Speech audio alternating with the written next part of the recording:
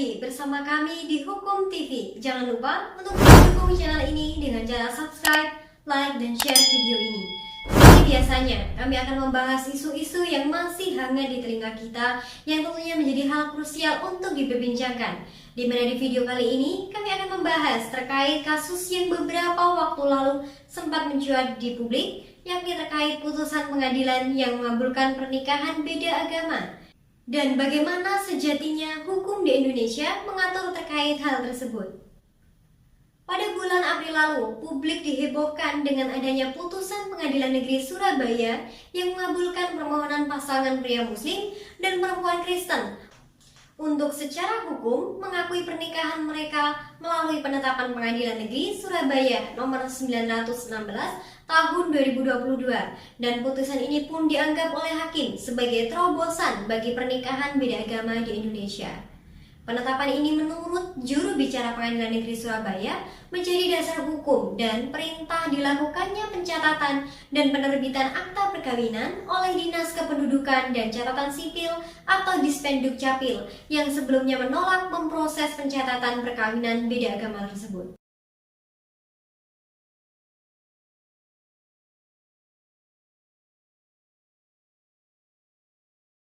Pernikahan beda agama memang masih menjadi polemik hangat di tengah-tengah masyarakat. Hal ini lantaran semakin masifnya fenomena yang berkembang akibat pengaruh globalisasi teknologi maupun informasi, kemudian lambat laun mengubah pola pikir dan gaya hidup masyarakat. Salah satunya pergaulan masyarakat yang semakin luas dan heterogen. Hal inilah yang membawa berbagai akses, salah satunya terjadinya perkawinan beda agama. Putusan pengadilan yang mengabulkan pernikahan beda agama ini pun mengundang berbagai respon dari kalangan masyarakat. Dalam pertimbangan hakim, dikabulkannya permohonan pernikahan pasangan beda agama tersebut dikarenakan dalam Undang-Undang Nomor 1 Tahun 1974 tentang pernikahan tidak ada yang secara limitatif mengatur perkawinan beda agama, sehingga memicu ketidakpastian hukum. Dinyatakan pula bahwa hakim juga mempertimbangkan bahwa kedua belah pihak mempunyai hak untuk mempertahankan agamanya sesuai dengan pasal 29 Undang-Undang 1945 tentang kebebasan memeluk keyakinan serta telah mendapat restu dari masing-masing keluarga. Namun, putusan pengadilan tersebut ditentang keras oleh pihak kontra seperti misalnya Majelis Ulama Indonesia yang menyebutkan bahwa pernikahan beda agama sangatlah bertentangan dengan aturan negara. Lantas, bagaimana sejatinya peraturan perundang-undangan mengatur terkait pernikahan beda agama ini? Di Indonesia sendiri secara yuridis formal, perkawinan di Indonesia diatur dalam Undang-Undang Nomor 1 Tahun 1974 tentang Perkawinan dan Instruksi Presiden Republik Indonesia Nomor 1 Tahun 1991 tentang Kompilasi Hukum Islam. Kedua produk perundang-undangan ini mengatur terkait masalah-masalah yang berkaitan erat dengan perkawinan, termasuk perkawinan beda agama. Dalam Undang-Undang Republik Indonesia Nomor 1 Tahun 1974 tentang perkawinan, pada pasal 2 ayat 1 menyebutkan, perkawinan adalah sah apabila dilakukan menurut hukum masing-masing agamanya dan kepercayaannya itu. Yang dimaksud dengan hukum masing-masing agamanya dan kepercayaannya tersebut termasuk terkait ketentuan perundang-undangan yang berlaku bagi golongan agamanya dan kepercayaannya itu sepanjang tidak bertentangan atau tidak ditentukan lain dalam undang-undang ini. Yang artinya, sah atau tidaknya suatu perkawinan ditentukan oleh hukum agama masing-masing pasangan suami istri, sehingga rujukan yang kemudian menjadi acuan untuk menentukan sah atau tidaknya perkawinan merujuk pada hukum agama pasangan tersebut dan ditegaskan bahwa tidak adanya perkawinan di luar hukum masing-masing agamanya dan kepercayaannya itu. Hal ini telah ditegaskan dalam pasal 8 huruf F Undang-Undang Perkawinan yang menyebutkan bahwa perkawinan dilarang antara dua orang yang mempunyai hubungan oleh agama atau peraturan lain yang berlaku, tentu mereka dilarang kawin. Maka daripada itu, merujuk kepada pendapat Majelis Agama tingkat pusat yang telah menyatakan bahwa kewenangan untuk menentukan perkawinan sah atau tidaknya diatur dan ditentukan atau bahkan diserahkan kepada masing-masing agama sesuai dengan ajaran dalam agamanya masing-masing. Misalnya, di dalam ajaran agama Islam, wanita tidak boleh menikah dengan laki-laki yang tidak beragama Islam sesuai dengan Quran Surat Al-Baqarah ayat 221, ataupun juga di dalam ajaran Kristen. Perkawinan beda agama dilarang sesuai dengan Korintus ayat 14-18 hingga ajaran agama lainnya yang juga mewajibkan perkawinan dilakukan untuk agama yang sama.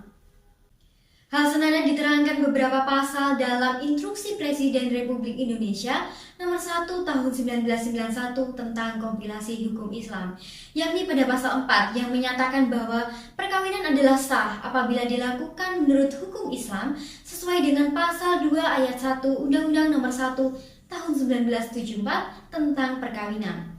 Pasal 44 pun juga menyatakan bahwa seorang wanita Islam dilarang melangsungkan perkawinan dengan seorang pria yang tidak beragama Islam.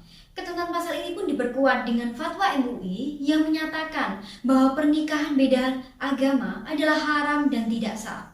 Hal itu dimuat dalam fatwa MUI nomor 4 tahun 2005 tentang perkawinan beda agama. Bahwa Mahkamah Konstitusi pun beberapa kali menerima judicial review terkait pernikahan beda agama, namun hingga kini belum dikabulkan oleh MK. MK berpendapat dalam pertimbangan hukum bahwa dalam kehidupan berbangsa dan bernegara berdasarkan Pancasila dan Undang-Undang Dasar 1945, agama menjadi landasan dan negara mempunyai kepentingan dalam hal perkawinan. Agama menjadi landasan bagi komunitas individu yang menjadi wadah kebersamaan pribadi-pribadi dalam hubungannya dengan Tuhan Yang Maha Esa. Oleh karena itulah, perkawinan tidak boleh hanya dilihat dari aspek formal semata, tetapi juga harus dilihat dari aspek spiritual dan sosial. Agama menetapkan tentang keabsahan perkawinan, sedangkan undang-undang menetapkan administratif yang dilakukan oleh negara. Untuk itulah, perkawinan yang dilakukan oleh dua individu tidak hanya berdasar pada aspek yuridis, namun juga sosial dan religius. Mengingat pernikahan merupakan ikatan lahir batin antara seorang pria dan seorang wanita sebagai suami istri dengan tujuan untuk membentuk keluarga yang bahagia dan kekal berdasarkan keutuhanan Yang Maha Esa sebagaimana ditegaskan dalam pasal 1 Undang-Undang Nomor 1 Tahun 1974 tentang perkawinan. Sehingga wujud dari aspek yuridis di dalam suatu perkawinan dapat dilihat dari adanya ikatan lahir atau ikatan formal yang merupakan bentuk hubungan hukum antara suami dan istri. Sedangkan aspek sosial tampak dari adanya ikatan pasangan suami istri dengan orang lain atau masyarakat sekitar, dan untuk aspek religius tercermin dari adanya frasa berdasarkan ketuhanan Yang Maha Esa, yang menjadi pondasi terbentuknya suatu keluarga yang bahagia dan juga kekal. Hal tersebut telah ditegaskan dalam penjelasan pada pasal 1 Undang-Undang Perkawinan bahwa sebagai negara yang berdasarkan Pancasila, di mana sila yang pertama ialah ketuhanan Yang Maha Esa, maka perkawinan mempunyai hubungan yang erat sekali dengan agama.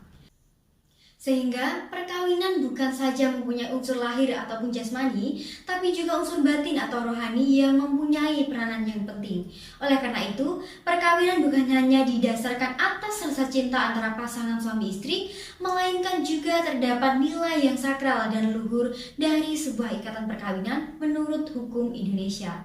Sehingga jika mengacu pada hukum yang berlaku di Indonesia, yakni pada pasal 2 ayat 1 Undang-Undang Perkawinan, telah dijelaskan bahwa tidak ada perkawinan di luar hukum masing-masing agamanya dan kepercayaannya.